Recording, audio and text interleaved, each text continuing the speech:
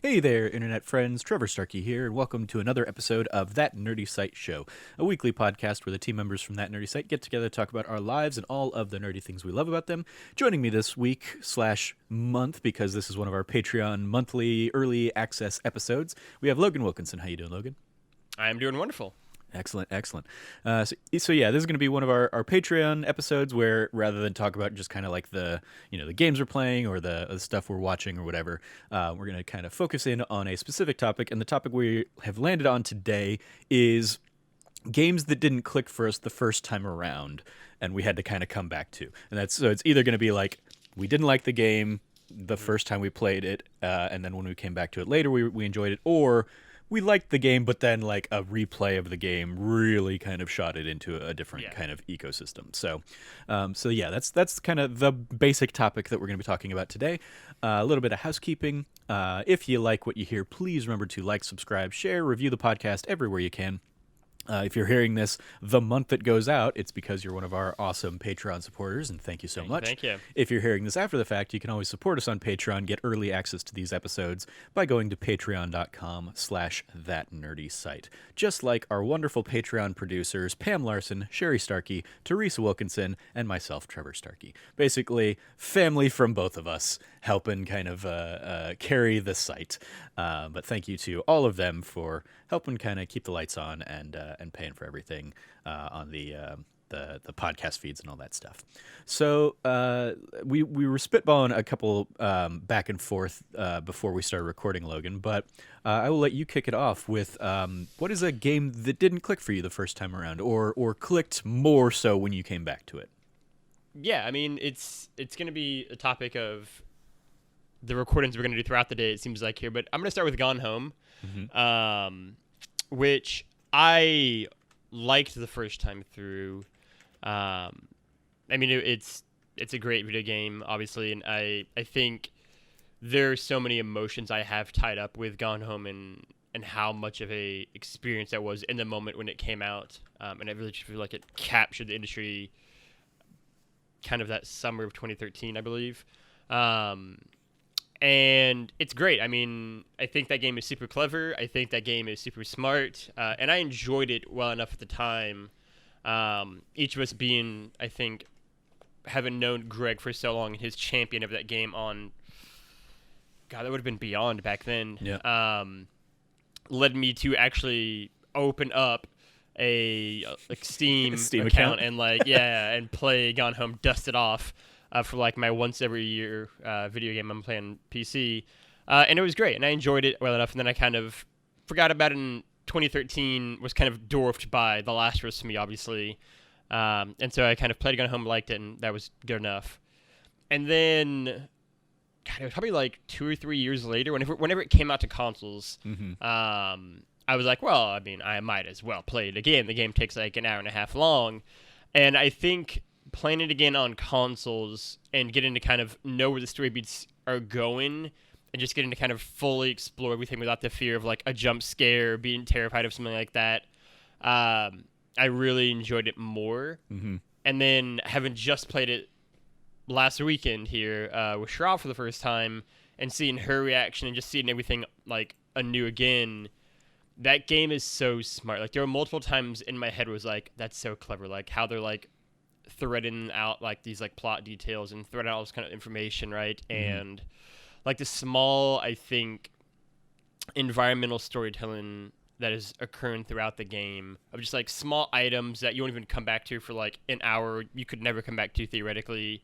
The like mom story with like the fellow park ranger and that being fleshed out so well. The dad's like book career, literary career, the relationship with the uncle for the dad, like everything involved there, like each one of the stories that are present that can totally just be missed. Like you really can just don't forget any of the other informations, but they just flesh out everything. Yeah, it's Fulbright and Steve Gaynor and company, such clever game makers and game designers and storytellers, and I think that shines through more and more every time I go back and play Gone Home again. Excellent. Yeah, it's one that when we kind of talked about it would show up on my list for this as well. I don't, admittedly, like hearing people talk about Gone Home always reminds me that maybe expectations were just set too high, but it just Yeah, didn't click with I me agree. in that way. And I think another element is for me as to why the game doesn't resonate, and there are just so many, like, I barely remember really, like, I remember kind of like the big, event in that game, but I don't remember Hmm. like all those side stories and Hmm. all the collectibles and reading all the collectibles and kind of seeing everything kind of played out. I would have to like go back and really like dive into it to do that. But it falls in this camp for me because I also, back when it originally came out, 2013, hopped in. I didn't have to dust off my Steam account because I was, probably still fresh from like, repeated playing of Skyrim or something like that. But I sat down with Gone Home, went in blind, went in just having heard Greg kind of talk about it, and got to a very specific point in the game, Okay. where you're in kind of a hidey hole, secret room or whatever, and there's like a cross you can pick up, and you pick up that cross and you put it back down, and the light bulb above you like cracks and pops and basically goes out. And I was sitting playing the game in my at my computer, in the dark, one night, and that happened. I was like, nope, I'm done. Like, I put it away. I was already kind of like wary of the game because it had this creepy storm setting going on Hmm. outside, and lightning crackling every now and then and stuff. And when the light went out there, I was like, I don't know what the hell's going on in this house. I'm done. I'm bouncing away. And and I didn't come back to it until it came to consoles years later. And by then, like the big things in the game had been revealed, and like the idea that it wasn't a horror game had Hmm. been revealed to me. So I sat back down with it. It was 2016 when they came to console, early 2016. Hmm. And so yeah, I sat down with it then, played through it, and enjoyed it well enough. Again, Hmm. not to the, like, I think a reason the story of it doesn't resonate as strongly with me is because it was one of those things, like, I've seen that story kind of play out so many times in theater, or in short stories and stuff like that, that seeing it play out on the gaming side, while cool, was not this revelatory experience for me, Hmm. because I think I just I was much more familiar with like those topics and themes being discussed in the media I was consuming, especially at the time. Hmm. But it was still good and I enjoyed it. And then I went in and listened to kind of the developer commentary that was included in the PlayStation 4 version of the game. And Steve Gaynor talks about how like there's a little like light bulb that you can trigger a sound effect, or a sound, like a developer commentary on that moment that had scared me all those years ago. And he talks about how like that's the one moment where he really leans into like the horror in there, and it's like the one Hmm. scripted moment in terms of like light flickering or something happening in the environment, like you putting that cross back down like will always trigger that light above you to go out. And I tweeted at him and was like, hey, just listen to the commentary on this moment. I want you to know, like, that moment kept me from playing your game for kept me from finishing your game for 3 years. And he tweeted back and apologized. And I was like, oh, good. Like, I eventually got around to it, but Hmm. yeah, it's one of those, like, the epitome kind of story I tell when I talk to people about like why I'm not into horror games and spooky games and Yeah. stuff like that. Is like Gone Home scared me Yeah. away from playing that game for 3 years. So like Resident Evil is never gonna win my favor and attention and stuff like that. Yeah. So yeah, I think that's a solid shout. And I Yeah. I mean, appreciate that we both have it kind of for like very different reasons. yeah. The other thing I just wanted to say is how much the ending of that game gets me every time, right? Like, like obviously the first time being gripped in like a vice grip of like fear and terror of like what is in the attic Hmm. as we're like rushing towards the end now, and then like the sudden like relief, and then like playing it again on the console and playing it again with Shroud just last weekend, it being me just being like fuck, this is gonna get like, and just like started up being like it's such a beautiful like ending. Like Gone Home is like it's a super secret, like, and how they present it until the very end, but like it is such a good just like love story, Hmm. and like a heartwarming one, even though like they keep trying to act like it's not going to be. Yeah, it's a beautiful ending, and it's got a really fun Christmas duck. And you can beat it in under a minute, which after we played it, I was like, I mentioned that earlier, like during, I think when we were first playing, I was like, yeah, you can beat the whole thing in like a minute technically. Like, there's so many different ways to do it. And so we beat it, and then I was like, let me show you, and I just like walked in, and was like, just go right here, and then upstairs, and it's done. And there's like a trophy for it, yeah. And it's like just enough time that you have to pretty much have like a flawless run, because like if you miss the prompt to like open that secret door at all, which is what I did, and if you like even if you like take a turn too wide or something like that, you have to like be right on the edges to do it. It took me like probably 5 or 6 attempts. Like I watched a guy and I was like, okay, I know the path I need to take, but like just doing it like perfectly basically is tough to do. But yeah, I get, and that's another one that like Greg always gives Steve Gaynor crap for of not giving that game a platinum trophy. Because it's like it's easy enough to 100% the game, and it just would have been like, hey, if you like also threw a platinum on for it. I always wanted when they came out with Tacoma, I wanted there to be an Easter egg in there where like you picked something up in the world and it was just a trophy and it said like Greg's name on it or something, and then it'd be like the trophy would pop and be like Greg's platinum trophy. Sadly, they did not take up my suggestion tweets on that. That is funny you mentioned the just the not platinum, the 1 minute trophy thing in general, just because my first time through I didn't have any issues when I was on the PC, luckily, but like the second time I was playing it on the console, it had been like, it had been 3 years it sounds like, and so whenever you get like the map of like here are where like the hidden passages are, I read the map wrong and I went to like that opening area and was like, I think there's one right here, and I opened up and like it was like a thing for the end, and it was like I walked in and was like, this isn't right. I'm just gonna pretend I didn't open this and like walk back out and like do the rest of the house, come back, and it's like, oh, but it is definitely possible to like accidentally beat the game.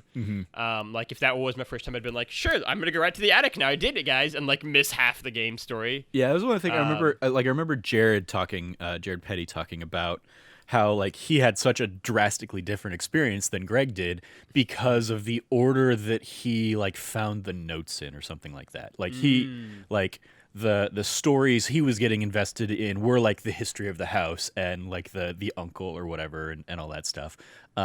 Because he had missed some of the notes of like from the sister or whatever. And it's very it is like an interesting, methodology in game design to like make it so you can explore that house in pretty much any order of things, and you can get like a different story based on the things you prioritize or the things you glean from it. It was really interesting. Greg and Steve Gaynor did an interview when it came out for consoles, and it's actually one of my favorite interviews that I think Greg's ever done. It's super, super, super good. And in that, Steve actually talked about how the like level design of the house is like super thought out. Like he like put a ton of thought into like how it's structured, and his whole thing is that when you walk in the front door and you see the stairs immediately in front of you, he's like, the natural like person who plays games thought is that's where the important shit is. I'm gonna do everything before I do that. And so if you go through the house, that's the route that has a lot of the earlier notes for the relationship button. Or if you go left into that first doorway, explore the house in like that circle, and then come back and then do the stairs. And like technically it's like leading. But if in Shravia's case, she walked in and tried to go upstairs, and they're like, you should maybe go left first. You'll get I was like, you're gonna go, that's the way I'd go.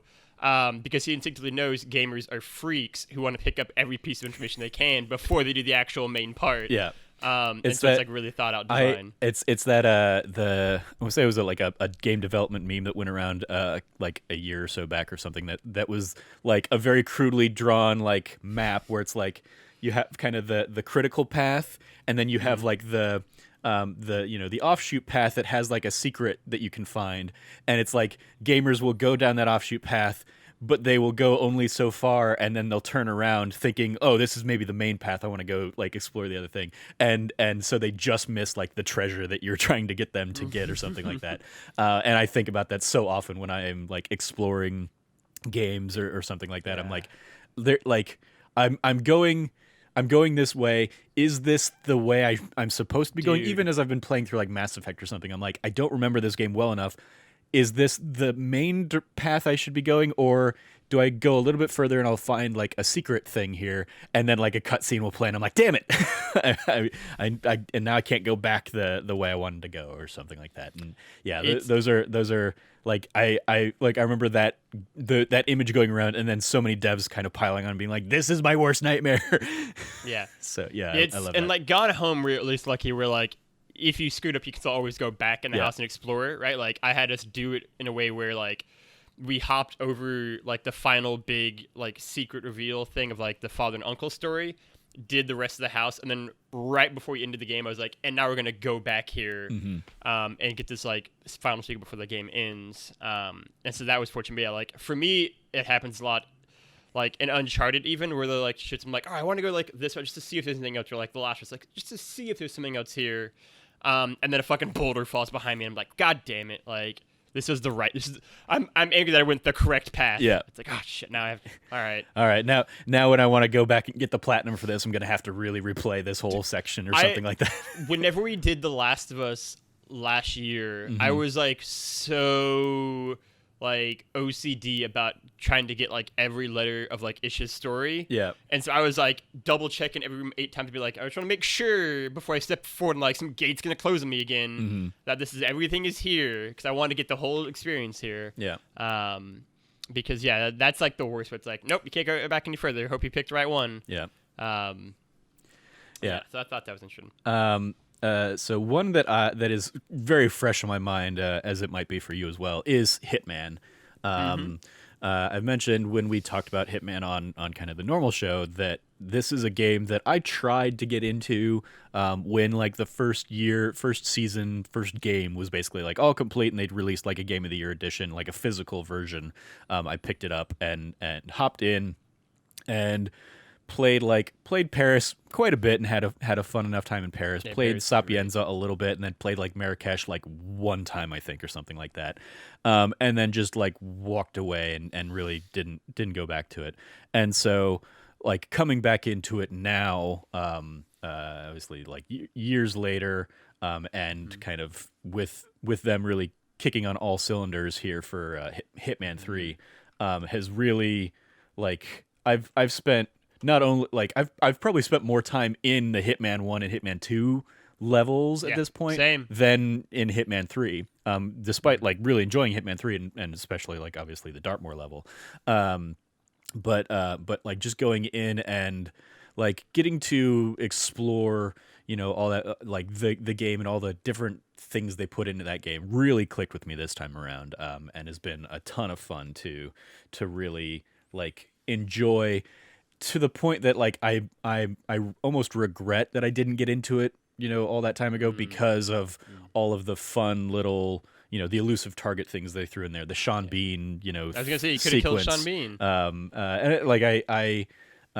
played through, or I tried playing through the elusive target that went live yesterday as we're recording this, and like as I was doing it, not knowing what to expect really from an elusive target, I definitely was thinking about how like Sean Bean, I think, came back a couple times, because his whole thing was like in Hitman he's unkillable, even though you kill him, like he keeps coming back, and so it wouldn't surprise me if they bring him back in Hitman 3 for another elusive target, especially because the elusive target that you can play right now as we're talking here, takes place in Sapienza. So it is like it's a Hitman 1 level that you have to go back and play. And so I'm like, that also made me wonder if you don't have Hitman 1, you just can't go and do that elusive target. That seems weird to do that when like all eyes should be on Hitman 3, and that's the game you're trying to sell right now, but whatever.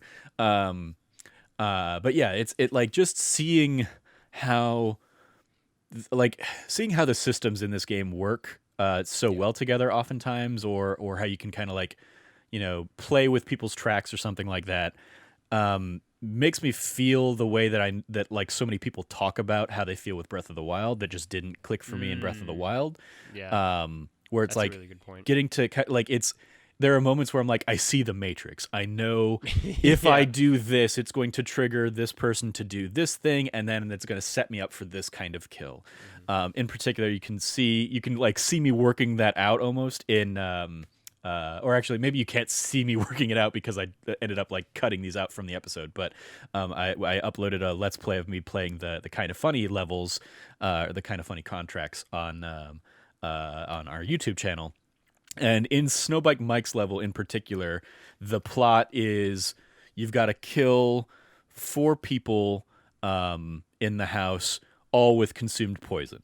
And so like you have to find poison. You basically have to. I think in order to do it like the way intended, I think you have to bring poison with you. You have to make the poison that you can make in the mission, and then there's like 1 vial of poison you can find in the mission. So you basically need all 4 of them. And then it's just a matter of like you have to do certain things to set the characters in the path where they're gonna drink the thing that you need to poison. And so there was an element of like, okay, well, I can't do it in this order because then I will never be able to trigger this other thing. And there were like enough other restrictions that they put into it that I had to, in order to do it with the conditions they specifically wanted, I had to like think 3 steps ahead and figure out, okay, this is the order of operations I need to do it in. And like it took a couple trial and error because it was like, oh, I did one thing and now this character's never going to go do his drinking thing. So I need to figure out, okay, well, I need to poison him first, I guess, and then trigger, the next sequence of events or something like that. So like when a plan comes together like that, and ultimately like I end up walking away from that level with like the 5-star rating, it's like, yes, nailed it, perfect. And I love that. But then at the same time, like, oh, if things go completely awry in a normal level, I can just be like, all right, well, I'm just gonna pull out my pistol and shoot some people. Yeah. And kind of have that, that fun mentality as well. So it's been a ton of fun, like really getting into Hitman when it did not click for me really the first time around. Like it was a cool one to watch, and to the extent that like I've also been going through and watching a ton of Outside Xbox 3 ways to play videos of like each of the Hitman episodes, and seeing Mike from Outside Xbox is basically like pure chaos, and he just goes in guns blazing, shoots, like is like he is almost always a 0-star rating when he finishes up. Whereas Jane is a little bit like Jane probably plays it closely to how I play it as anybody, because she pretty much like follows the mission intels and plays out the stories that are in there. And then Andy goes through and he's very methodical about it, and he pretty much always gets like a 5-star silent assassin rating on everything, and just seeing their different approaches to it and comparing it to my own is even more fun on top of all this. And so it's been like a ton of fun going back now that I've played through all of Hitman 3 and 1 and 2, and going through and watching their, like, I had watched a couple of their videos back before I ever got into Hitman, and enjoyed them, but now watching them and seeing, how their minds work, as well as how, knowing how the level works or how certain elements of the level will work, is fun, because there's a fun element of like, oh, this is what they're going to do. I know what's going to happen next. I know what's coming because I either did it that same way or something like that. So it's really been fun to get into Hitman, not only in like playing it, but also in putting out the videos of like some of the escalations and stuff that I've been doing, and then just watching other people play Hitman is a ton of fun. Speaking of which, I made a Knives Out level for you to play at some point when you are able to capture and have some fun with it. Okay. Like the premise of the level is basically like it's a Dartmoor level, obviously Knives Out, and it's basically kill everybody in the family except Alexa, but do it like each kill is like a different bladed instrument. So like kill somebody with a kitchen knife, kill somebody with a cleaver, kill somebody with a fire axe, kill somebody with a letter opener, and I don't remember what the 5th one is, but it's basically like all of them. It's like the Knives Out is like use all of the knives you can get your hands on in this game and have some fun. Okay, with it. I like that. That's a good one. And do it all as Benoit Blanc's cousin, Phineas Whitmer, the investigative report, or the detective in there. So I created that and saved it and uploaded it. So it's out there if anybody else wants to search for it and find it. But I created it specifically for Logan to hop in and play at some point. Okay, I like that. So yeah, Yeah, I that's, mean, Hitman's been a ton of fun to get into. Is basically Hitman moral of Division my one story here. for me too, because actually it's one that I could. I mean, obviously less so, but still kind of agree with in terms of like being a game that I've gotten more into over time, right? Like, I I would say I dabbled in the PS2 Hitman games, but I never fell in love with them. Mm-hmm. As I've talked about, I think on one of our other podcasts, I really kind of fell in love with Hitman Absolution, from like 2013, 14, somewhere in that range. Mm-hmm. And so that is a series where like the PS2 ones just didn't do it for me as much, and it did take what like in chronological order to be like the fifth or sixth Hitman game before I finally was like, I think this is the one. Yeah. I think I'm finally getting it, and then all of the ones since then have obviously been great. I think, and like weirdly enough, a big part I think in me like helping to further solidify it outside of Hitman Absolution was playing Hitman Go. Mm-hmm. And me being like, I love the super boiled down basics version of the game. It's so clever and well done. That when we did start getting kind of this Hitman trilogy, each one I was just like, yeah, these games are fantastic. Yeah. That was admittedly Hitman Go is the first one Yeah. I really played and really got into as well. And one of my proudest platinum trophies, I think, too. Likewise, mine I believe I'm like the number 12 platinum in the world on that, because I played, I think we mentioned this on the Hitman when we talked about Hitman previously, but I reviewed that for Nerds of the Round Table, that now defunct kind of group. They sent me a code like the night before the game, came out or something like that, or whatever, and basically like burned through it in a night, and had a great time with it, and yeah, I got the platinum. And it wasn't until like years later that I realized one of the few people who got the platinum before me is Gangster, aka Geneviève Saint-Onge Miller, who of course was working for Square Enix at the time, Square Enix Montreal. So yeah, that was a ton of fun, and one of my little like claims to fame on Hitman.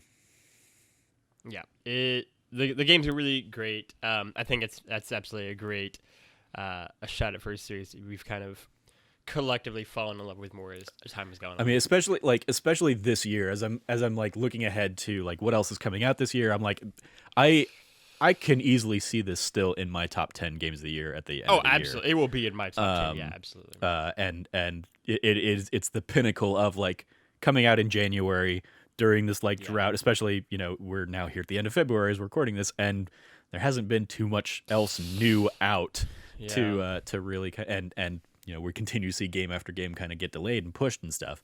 Like this game has had 2 months basically all to itself. And they've like throughout February they've continued adding in escalation contracts and the featured contracts, both the min-max and the kind of funny ones and stuff like that. I imagine they'll probably start doing some new things in March too, and just kind of like it's a great game that they can keep alive, especially like I love it. Especially I love coming into it now. It's almost like playing or like watching a show once the whole thing is out and you can just binge through everything instead of watching it episodic week to week. Yeah, because that's very much how obviously the first game was. I think the second game was also still largely episodic. I believe so. Yeah. So them being able to kind of like release everything all in one go, it's all out there, and you can kind of play through it at your own pace has been a ton of fun. And it has been like I binged through three Hitman games effectively here in January and February, and it's cool that they can still like add new things to it and more to it. And I mean, there's still a ton of stuff because I haven't done a ton of the escalations, and I didn't realize until like going in and doing. There's an escalation in Dubai. It's like the Asmodeus escalation or something like that, and like this like almost demonic Loki-esque kind of figure like pops up and just disappears. Like he will pop up near your targets and just disappear, and by the end of the escalation you basically have to like become him, who is a very noticeable, and basically everybody like who sees you like knows you're not supposed to be there, and he like guides you to like the weapon and stuff that you have to use for all the kills in the third stage of that escalation. And so like doing that made me realize, oh, they like not only are they saying like it's not like the featured contracts where it's like, hey, here are a few other people in the level that we've identified and you need to take them out. It's like they're adding in new elements to to the stuff.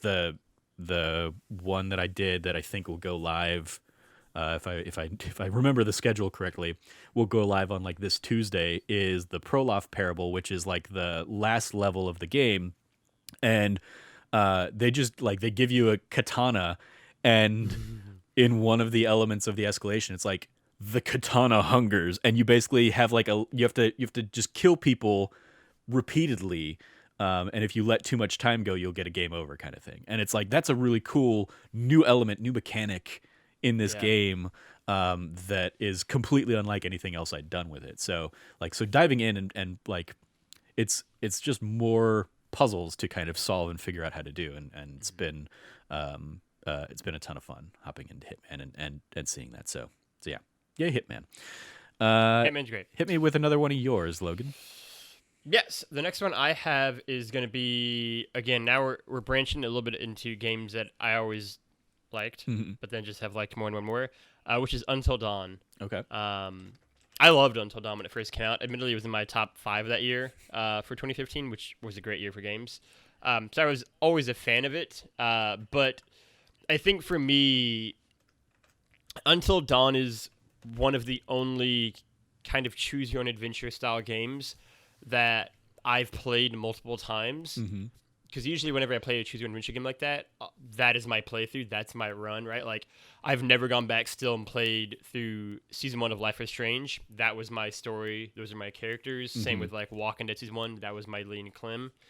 But Until Dawn is kind of the exception to that. I've gone back and played it a few times. We famously did it for our, like, launch stream back in 2019 with Jazz. And it's just a blast, right? Like, I think especially in that group setting with myself and you and Frank and Jazz all together, I had so much fun playing that game, right? I think with myself, you and Frank haven't all played it before, obviously. And I had never played it, but I knew. Oh, that's right, because you were Frank. Yeah, I'm not again not a horror guy, but I knew like I had watched some other people play it. Like I think I'd watched some of like What's Good Games play through it, and so I knew the twists and I knew like the ending and stuff like that. And so yeah, it was crazy hearing like Jazz basically predict how that game ends like a Wendigo 2 hours in or something like that, where no clues have really been dropped or anything like that. Yeah, it was a ton of fun again in that setting. Yeah. And so I think like that just made me appreciate that game so much, right? And just fall in love with it even more, right? And the like small kind of like weirdness and like strange things in that game that I think I just find so charming.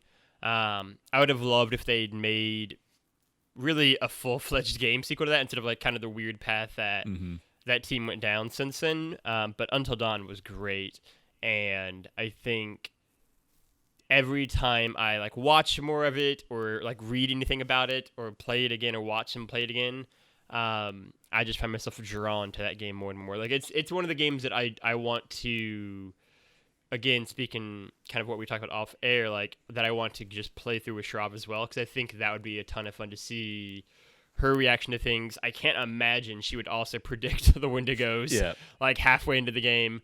The fact that like I had never knew what the fuck a Wendigo was before I played Until Dawn, and Jazz is like, oh yeah, just very common about this. Yeah, I knew of Wendigos because they're a common like Final Fantasy type enemy or something like that, but like just knowing and fighting an enemy in there versus knowing like the mythological backstory of all that stuff. Yeah. Like, is this like I grew up playing like with like Shiva and Ifrit as summons in Final Fantasy games, but it wasn't until years and years later that I knew like who those like deities were and kind of had a little more context for them. So yeah, Wendigo was one of those things like I would never have been able to pull like those things, but yeah, she definitely has a deeper knowledge of horror and stuff. I also always think, and it's a story that Greg always kind of points to with Until Dawn as well. But I was there too, so I have the same experience of that very first PSX in Vegas, and they did like the kind of a live demo on stage playing through it, and like that the audience just going nuts and like saying like this is what you should like screaming like pick this. Was an incredible experience that if the game weren't designed around like making those decisions so tension based, this would be a hell of a game to like stream and like have your audience choose, which path you take or something like that. Obviously with the lag and all that stuff, like it's not feasible. But having it in that like crowd setting was a really cool, way to kind of experience that. Much like, we did in kind of our very small crowd setting kind of thing. I think, yeah, the last thing I'll just say on that too is that like I think we've each played a lot of like choose an adventure style games like that. We have to like quickly pick things. Until Dawn is one of the ones that I think you have the least amount of time to decide, which I also have always enjoyed about the game. Going back and playing it again, like you really do not get that much. It is very much like a quick second decision kind of thing. Yeah, like, and it's not even I like enjoyed that as well. And a lot of times it'll be like hold your controller still or something like that. And if you're not prepared for that, like you'll fail that immediately. And absolutely. And so it's not even that you had a choice to do it or something like that. Or if you are like as tense as somebody like I am, like I would, even if I was like trying to hold my controller still, it would probably like shake, given how tense some of those moments are and stuff like that. They tease that controller shake out a little bit throughout the game, and then it becomes super important at the end, where like you can just get like wrecked. And so like at the end of the game, I just literally put mine down on the table. I was like, I am not getting fucked on this noise. I am not gonna have like. But even there, and I like still ended up ruining if you have like ending, but if your like controller vibrate setting is on or something like that, it'll shake, and still kind of fuck you over there. So, yeah, definitely. Like I think the tension that they're going for in those moments is well achieved. Compared to like like your Telltale games where it's like, okay, you have a limited time to make this, but you can see the time kind of ticking down or whatever, and it's still long enough time to make some of those decisions. But Until Dawn is great. A solid shout. I definitely have to like rethink like games that didn't click the first time in titling this, because you said it was in your top 5. So obviously it clicked for you the first time around too. But it's that idea of like reaching new stratospheres. One that for me didn't click first time around was the first time I really tried to get into Forza. Admittedly, like I've never been like I've always been more PlayStation, and before that Nintendo and stuff. So when Xbox came on the scene, I just didn't really get into Xbox too much, and I didn't have a 360. So, but when I got my Xbox One, I was looking for things to play, and sometime around like I don't know, it was clearly around some kind of Fast and Furious launch. They did like a Fast and Furious like standalone Forza thing, and it was like you can download this. It was free. Download it, play it, and you can like drive around in Dom's car or something like that. And I remember like obviously with Kind of Funny, like they were all into it. So I was like, all right, like let me see if like I haven't gotten into a racing game in many years, and even then it was like it was like I was always more of the fan of like the weird, the racing games that were your like Beetle Adventure Jack Racing, X Combat Racing. No, never those. But like Beetle Adventure Racing, or like stuff in that kind of like the weird N64 era. They had weird games. So I tried Forza with the Fast and Furious stuff and played it for like an hour. I was like, nope, that isn't for me. Like isn't clicking. And I don't remember if that was like a Forza Horizon iteration or if it was like a Prime Forza. But fast forward a couple years, and at their E3 conference, at Microsoft's E3 conference, they had like a Lego car come out. And we're like, Forza is coming to Lego, or Lego's coming into Forza. And I was like, that looks really cool. Plus, like, Forza is available on Game Pass or whatever, so I can play the game for free. I did end up having to buy the this is how Game Pass kind of gets you sometimes. You have to go and buy the DLC. But I was like, I love Lego. I want to hop in and see what this is about. And so I dropped the $20 or whatever for the Lego expansion, and spent like a week and a half just like all consumed by doing every challenge I could in there and going through and just like exploring everything that the Lego DLC of Forza had to offer. And even before that, like I had fun hopping in, because Forza Horizon 4 is in like basically the UK, and I had fun like I went in and kind of like scoured the cars and was able to find an 89 Pontiac Firebird, and like my first car was a 90 Pontiac Firebird.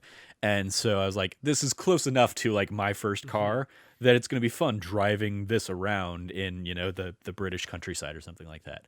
And so yeah, like I just like from never really caring to like as invested and whatnot as I got into it. Even when the Series X came out, like I hopped back into Forza just to because I knew that would be like a great showcase game for the Series X and the tech that it has. And like Forza 4 has always looked great. Forza Horizon 4 has always looked great. But like seeing it, on my now 4K TV with the Series X kind of upgrades in there, it was a ton of fun. And so even revisiting it recently was a great old time.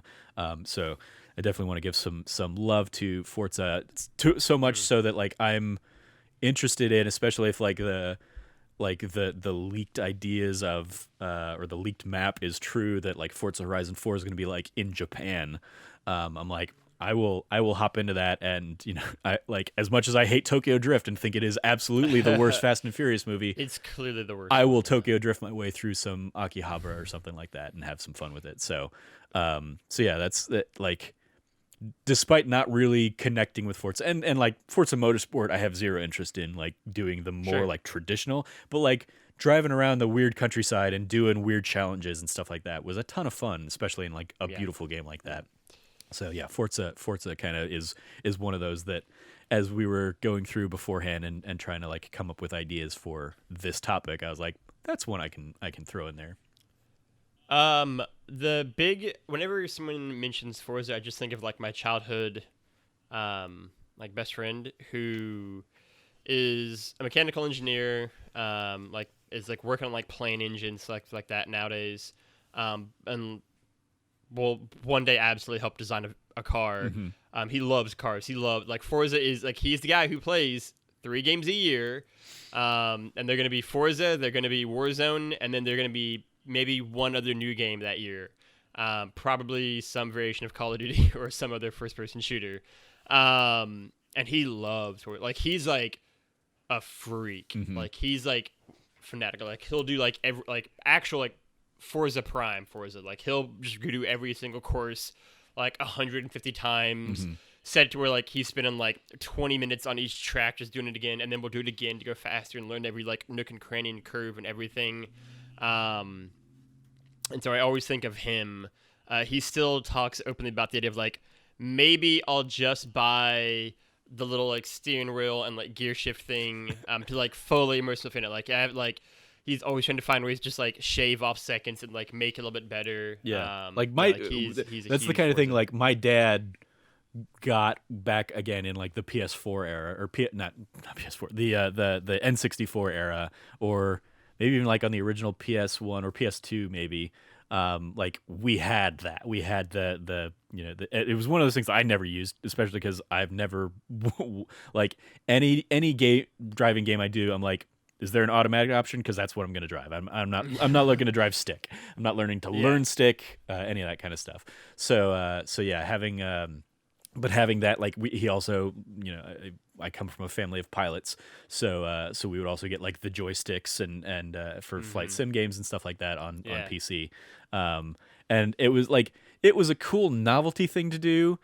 But yeah, I was like, just give me the controller. I just want to play on the Yeah. like on this crappy N64 controller. I would prefer that. So I will say there is something very satisfying about hitting left or right trigger to change gears in Forza mhm. and just hearing that like hum as it Mhm. changes. Like it's a nice feeling. Yeah. I've actually never played Forza Horizon, and if it would be set in Japan, I'd be all over that. Of course, I'd have to get an Xbox. Yeah. Um, It's I mean, yes, that is certainly a thing. Yeah, because Forza Horizon 3, I thought about. I don't think I ever actually hopped back into, or I might have even hopped into Forza Horizon 3, like when Xbox Game Pass like said, hey, all of our first party studios, including like these games, are going to go there. I might have played Forza 3 for a little bit because it was like, oh, Australia is a cool setting for that. But yeah, yeah, absolutely.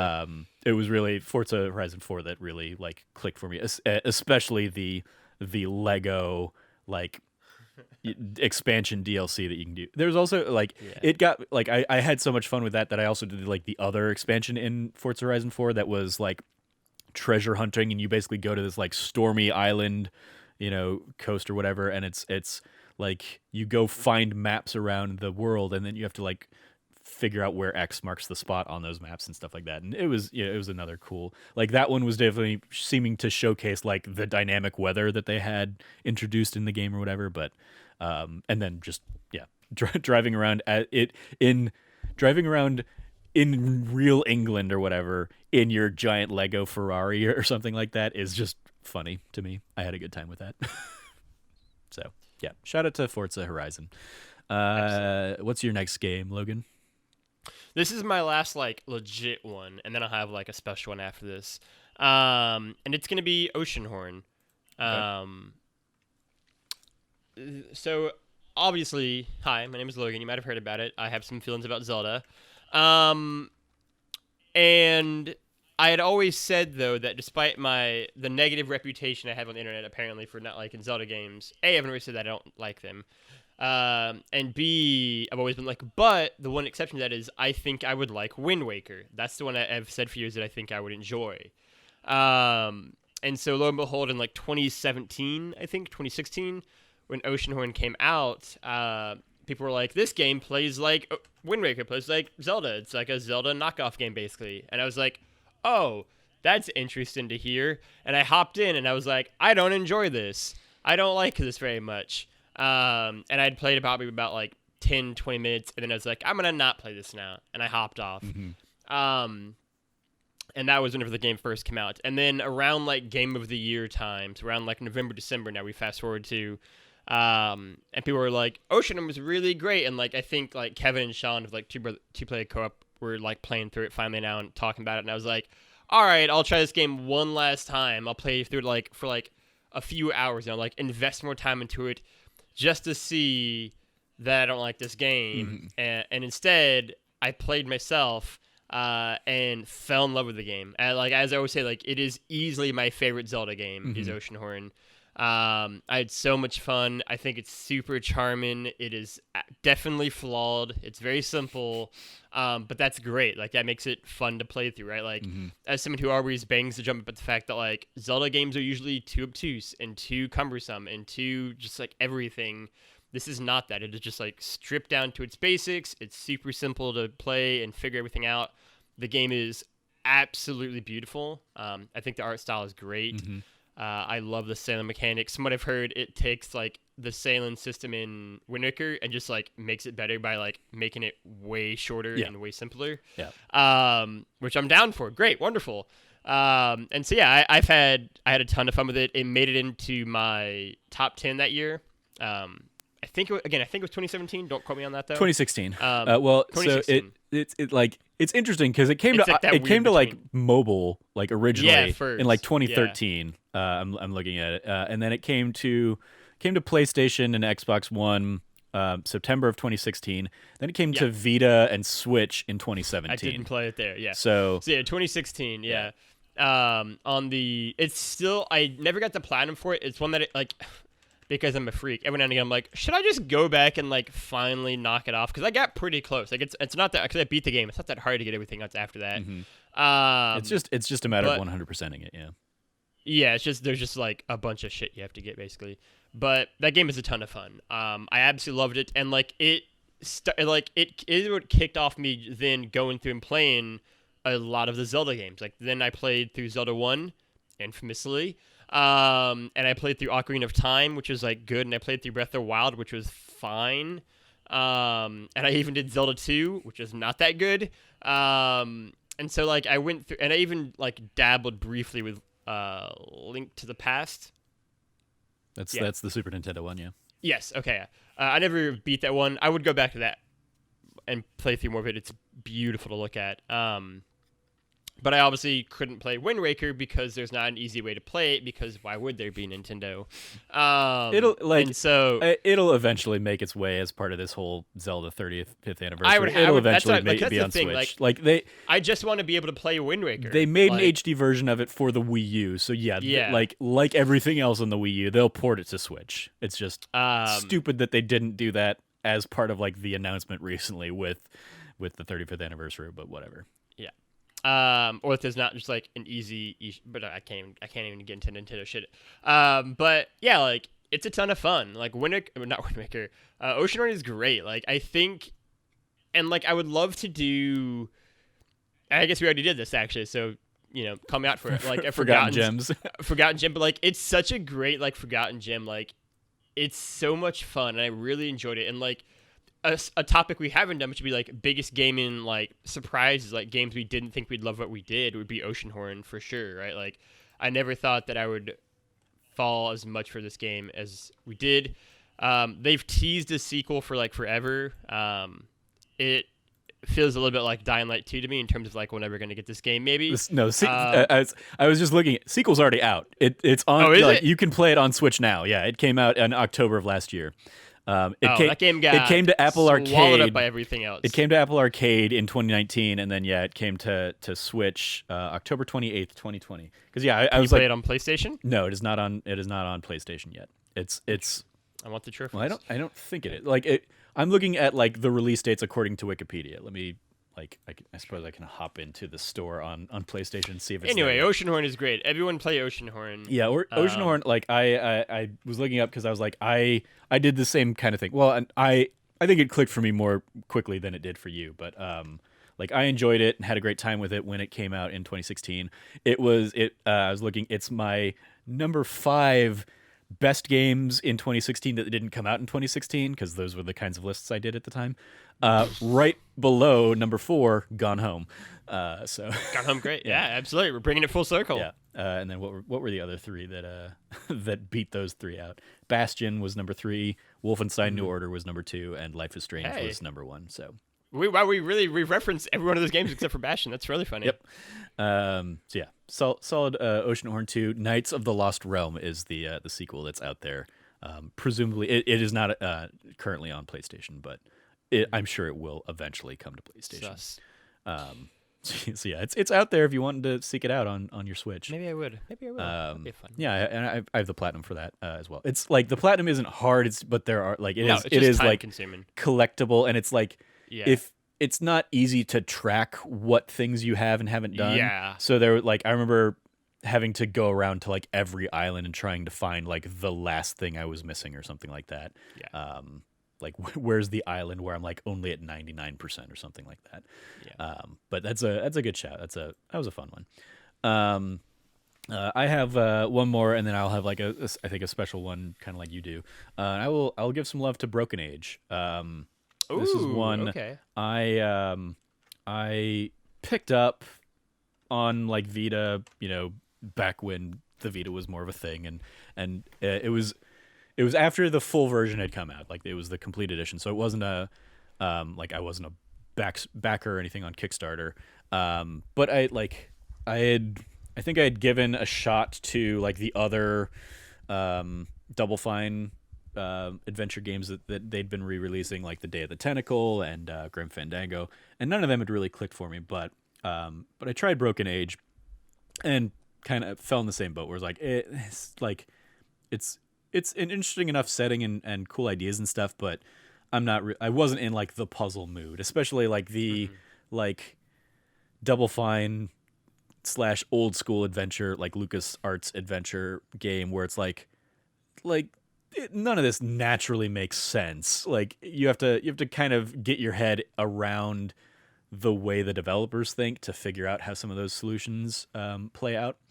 So I didn't have a great time with it the first time, but eventually I was like a year later or something like that, I was looking for something to play and sat down and basically like pulled out my Vita and would sit down with that like before I'd go to bed each night, and just spent like a couple weeks being, and like I basically made myself comfortable with like I would have the Vita in there in hand, and then I would also have like my phone with like a wiki, basically like a walkthrough for it, and like like not worrying about like figuring out how to solve the puzzles, because like once I looked up the solution for a puzzle, I could appreciate like the creativity or the ideas behind that, and then I could reverse engineer. Oh, here's how I should have known how to do that, and I just didn't put two and two together or something like that. But more so, it was like the characters in there and the story of Broken Age that was a ton of fun, and like if I had been able to enjoy it as like a Telltale style adventure where it's not crazy puzzles or something, and it's just like choose your own narrative or something, I would have really enjoyed it. And so taking the puzzle element out of it made me really enjoy Broken Age that much more. In particular, seeing how kind of your main two characters because you like I want to say the whole like first chunk of the game, the first part of the game that they originally released, it was like you could do it completely separately from one another. You could basically play through the one character's story, Elijah Wood, that voices him, or you could and you can switch, on a dime, and you can go play the other person's story, and I think like the end of part one is like when their two stories start to intersect, and then part two like kind of continues on from there, and especially like once their stories intersect and you start seeing how these two seemingly very disparate worlds come together. We talked about it. This was one that came up in the Forgotten Gems conversation, I believe. Yeah, I think it was. Actually, I really enjoyed it, and seeing how that all kind of played out. So that's one that's another one that, like, adventure games in general take a couple times before they'll really click for me, and this was like the epitome of that, where it's like, as I was looking through like the games I played and enjoyed, and then just being like, oh yeah, I did not like that one the first time around. Broken Age is kind of the at the top of the list on that front. So Broken Age, my third kind of shout out here. Fourth technically, if we want to count me being in the Gone Home conversation too. But so yeah, hit me with your special one. Yes, my special shout out is this little game you might have heard of called The Last of Us. And Trevor already knew this is coming. So obviously, The Last of Us is my favorite game of all time. You might have heard about it. I talk about it quite frequently. It's another one that definitely means I can't label this games that didn't click with us. I said it's a special one with an asterisk, so you can do whatever you want. Yeah. But the reason I have it here, obviously, is the first time I played it, I loved the game. It was my game of the year. It became my favorite game of all time. My first time playthrough, still too. But The Last of Us is, I think, an interesting game where whenever I talk about The Last of Us, think about the game, and so many of my memories and favorite moments, I do not think of when I first played the game. I think of my second playthrough, which I did a year later, which is my favorite, which is kind of like my like definitive playthrough of the game, is that second one. And when you did it, because this came up when we did our spoiler cast last year as well, obviously, or like our replay spoiler cast kind of thing. And I don't think we talked about it, but when you replayed it for a second time, did you play it like on New Game Plus kind of thing, where you kind of got to carry over your stuff? No, it was just another fresh playthrough. I just did a full fresh playthrough. And yeah, I did it full fresh playthrough again, almost like exactly a year after it came out. And I felt like, it's weird to say I fell in love with a game that had already been my game of the year the previous year and that I'd already loved and all this kind of stuff, but like I absolutely fell in love with it again. There was like, it's that weird thing, like being in like the right place and right time and all that kind of stuff. And like both times, the first times I played The Last of Us, I basically just like barricaded myself away and just like played the game for like over like 1 week, just like straight basically. And the second time spent in particular, I like didn't do anything else. I basically for like 3 days, like that's what I did. I just played like 8 hours straight, and then like 4 hours like the last day to finish it off. And like everyone was out of town, like there was no one at the house but me. And yeah, I just like dove into the game. And then like occasionally went to like Sonic for dinner basically. And then that's what I did. And it was great, right? Like I think it's always weird when you have like a movie or a book or a game that you just like vibe with more that second time, as the whole kind of podcast has been devoted to. but in particular one that you like loved the first time to begin with, and then like fell in love with it even more that second time through. And then for me, that is kind of best exemplified by The Last Switch, which is kind of defined by that second playthrough, for reasons both personal, as I've talked about before, and also just it clicking even more that second time, right? Like I'll never forget, for whatever reason, I just like blanked out of my mind Billstown, when I first played the game, and so the second time through, like walking in, and like the sunlight just like hitting the trees like spot on, as I like walked into Billstown and like the forest area you get to first, and me just being blown away. And I had seen it a year ago, but me just like having just literally like blanked out his entire town, that entire character, everything about that had forgotten about, because the other three parts of the game, kind of fall, winter, and spring, are being so like distinct, and me just being like, holy shit, what is, like, I like, it's like, it was like I had like suddenly like discovered like a secret area I hadn't known before, and it's like, what is, like, I was like, oh god, like I didn't remember this at all, and it was so much fun. And like Bill's character obviously is like iconic to me. Like I love his whole arc, his whole character. That whole area is one of my favorite areas of the game. And just like that shot of just like the trees like ripping in the sunlight, right? Like it helped too in that like I was playing it on like a different TV the second time too, which is like a nice TV, or a nicer TV for 2014, whatever.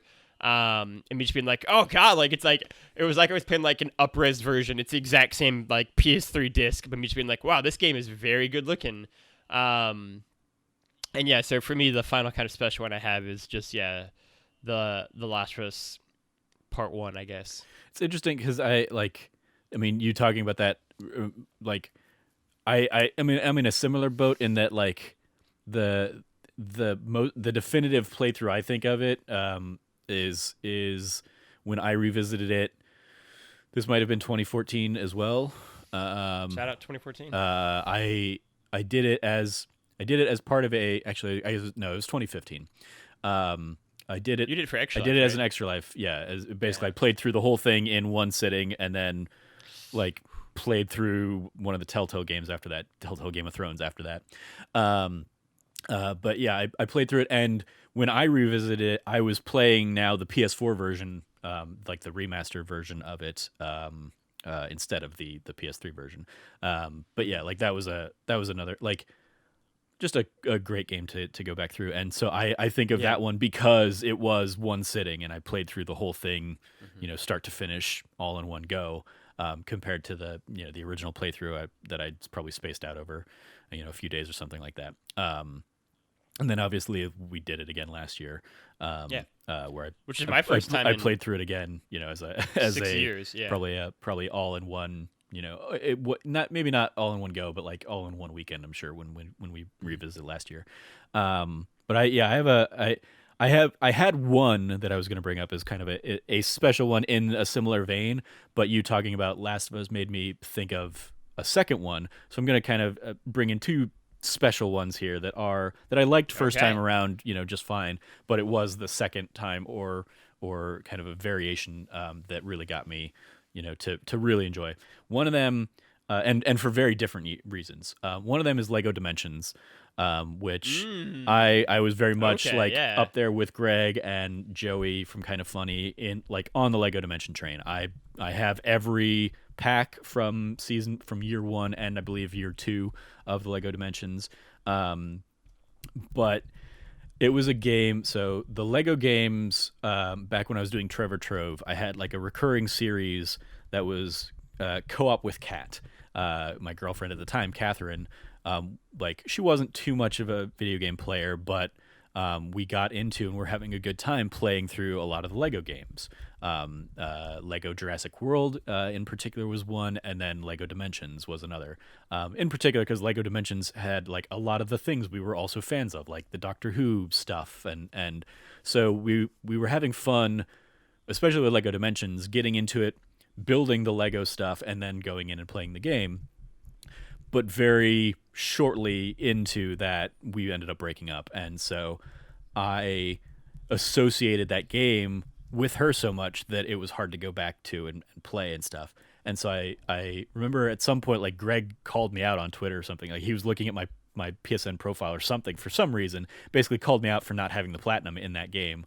And I was like enough time had passed that I sat down with it and went back to it and played through and got the platinum.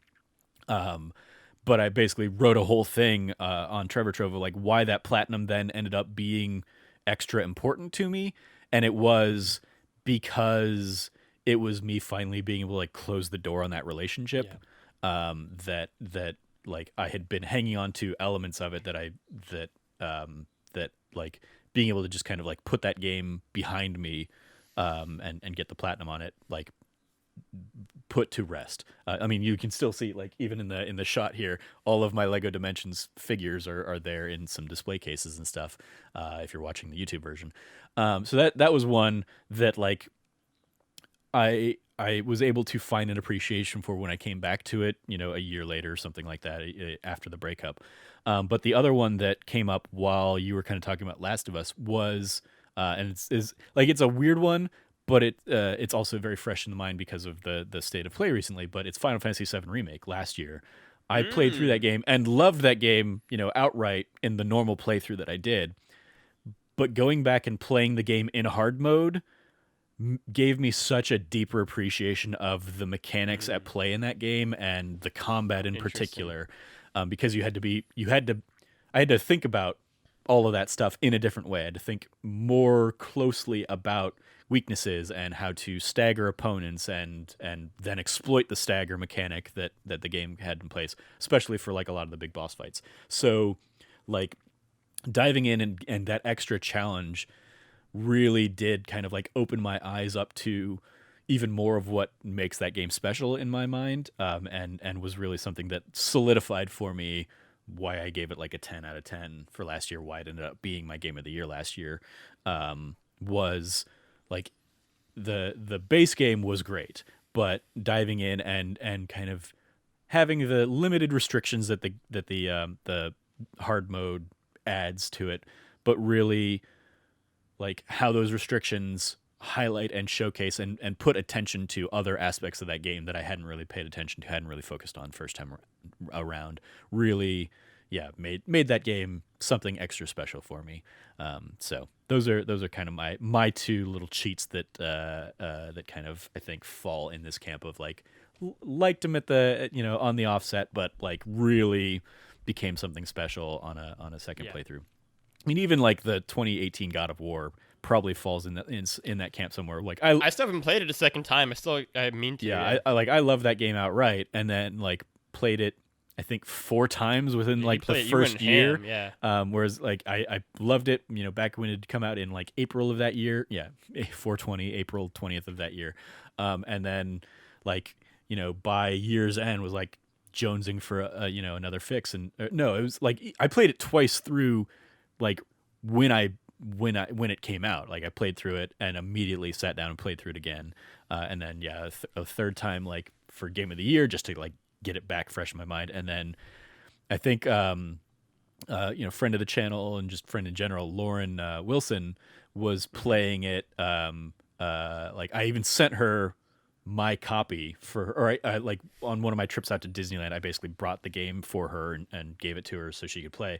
And then like while she was playing it, I got the itch to play it again, picked up like the collector's edition on super discount from like Best Buy or something at that point. And while she was playing it, like I started probably while she was like halfway through her, because she was streaming it at the time, halfway through her playthrough, picked it up, bought it and played through it again that time, before she finished it. and just was so like enamored with that game. So that's another one that like just has continued on replays, has continued to just be enjoyable. So yeah, I should play the game again as someone who sort of infamously didn't. I mean, you liked it, show notes, but but still my game of the year. But I didn't love it like everyone else did. Yeah. And it has been. It's been. I mean, God, 3 years. Almost now. Yep. That'd be a great game for a replay, actually. Yeah. It's one of those like they, especially on the PS5, they recently kind of added in like the extra bells and whistles for the. It's still like a PS4 version of the game, but like it runs better. And I feel like and stuff. forgotten enough about like the middle like act of the game as well. Like the beginning, I'll never forget, and the end I won't forget anytime soon. But that middle chunk, I feel like I forgot enough about too that it could be pretty exciting to go back there as well. Yeah. Also, the game's real pretty. Yeah. So indeed. So yeah, I think that's gonna do it for our kind of trip down memory lane of games that didn't click for us the first time around, or maybe they did click with us, but it was really like a second playthrough that really cemented those games as something special for us. So thanks for sitting down with me to chat about that, Logan. Absolutely. That is going to wrap up this episode. Let's go around the metaphorical table with any plugs we have. You can follow Logan at Lefty Logie. Anything you want to give a shout out to, give some love to, Logan? In this weird, again, these episodes are always weird because it's a fun time bubble where it's like, hey, you could be watching this sometime in March or sometime well after that. I feel confident enough to say it. This is going to go live on Monday, March 1st. Is that correct? Or is it going to go live on the 28th of February? This will go live tomorrow's recording it, the 28th. So, yeah. Okay. We always put them up the end of the month. So, yeah, if you're listening to this on Patreon, then tomorrow, the 1st of March, I should have a list of my like last 10 Game of the Year winners up. Discussing kind of my thoughts on them, what their winner was, obviously, how they've held up, and if I would still pick it for Game of the Year, and if I wouldn't, what would I pick instead? It's a cool little, I think, time capsule of how my tastes have changed. I think how the industry's tastes as a whole have changed. And it's exciting to see some really great years in games. Shout out forever to 2017 for starters. That year was lit. Maybe not as big a shout out to 2014. But yeah, it was a fun list to do. Like I talked about on one of these podcasts, we do a million of them. I want to write and publish, something at least once every month. This one, we're technically kind of skirting that a little bit, I guess, technically, but I'm going to count it as February's because it was written by the end of February. If February was a normal month with more than 28 that's days. That's true. Yeah, that's a great point. Yeah. Yeah. And so, yeah, it was actually surprisingly. Plus, you also didn't have power for a week there. Yeah. Yeah. It was actually a lot of fun to do. I think it could be a really fun future pod episode as well for us to kind of look back at some of our old Game of the Year winners. But yeah, so look forward to that on Monday or, a month ago if you listen to this on YouTube when it goes live for everyone else. So yeah, keep an eye out for that. Cool. You can follow me at Trevor J. Starkey on Twitter. I'll just give kind of a general plug to all the Let's Plays and stuff up on the YouTube channel, youtube.com/thatnerdysite. Whether it's that retro gaming series, which is, I have recorded up through episode 24 at this point, which is Super Mario Brothers 3. I think that's going to go live later, like in this coming week. So I'm down to like the last 6 games on the NES Classic, and then got to figure out if I'm going to move on to the Genesis next or if I'm going to jump over to the Super Nintendo. I forgot you had the Genesis. Oh, shit. Yeah. The Genesis is going to be like a wild one because I've, like, looking at the list of games on the Genesis Mini or whatever it is, I feel like I've played like 5 of them, and it's like mostly the Sonics and like Genesis, maybe there's a Mortal Kombat on there, and like maybe a Power Rangers or something like that. But even there, it's like it's gonna be a weird, like, because I was not a Genesis kid. Like I had one. We got to figure something out for the Genesis because I would love to react to some of those. Genesis is such a good console, everyone. God. It's like I made one good one. Let's treasure it. All right. It'll definitely be interesting, and we could definitely figure it out where I could like share my, stream with you while we record Let's Plays or something like that. We got to do something like that. Yeah. So yeah, check out all that stuff. Whether it's the retro stuff or the newer stuff I've been doing. Especially a lot of Hitman Let's Plays. Again, given my newfound love of the Dark series Souls? here. Demon Souls. Demon Souls. I have not revisited Demon Souls, but there are 5 episodes of me playing through Demon Souls out there. And then just like other miscellaneous things. I might sit down sometime this weekend with the Outriders demo that came out. Because I have no idea what that game actually is about. Like, it's a game I've heard about, and they put a demo out that carries progression into the main game. So I'm like, hey, like this is the kind of demo I want. Why not? Give me a demo that gives me a taste of the game. If I can carry it forward, all the better. So yeah, we'll see if I sit down and record something for that. But if not, there's still plenty of other stuff out there on the That Nerdy Site Plays. I even created a playlist for it recently. That Nerdy Site Plays. I was smart. For the random collection of those titles that don't fit neatly in the retro gaming bucket. So yeah, check out all that. You can find everything we do over at That Nerdy Site, or follow us at That Nerdy Site on Twitter. And like I said, if you liked what you heard, please rate, review, subscribe, like, share, all that fun stuff. And if you are not already supporting us on Patreon and you are so inclined, you can support us on Patreon at patreon.com/thatnerdysite, where you get bonus monthly episodes of this show a month before they go to the public. It's going to do it. Thank you again, Logan, for joining me. Thank you, audience, for listening. As always, stay nerdy and be good to each other.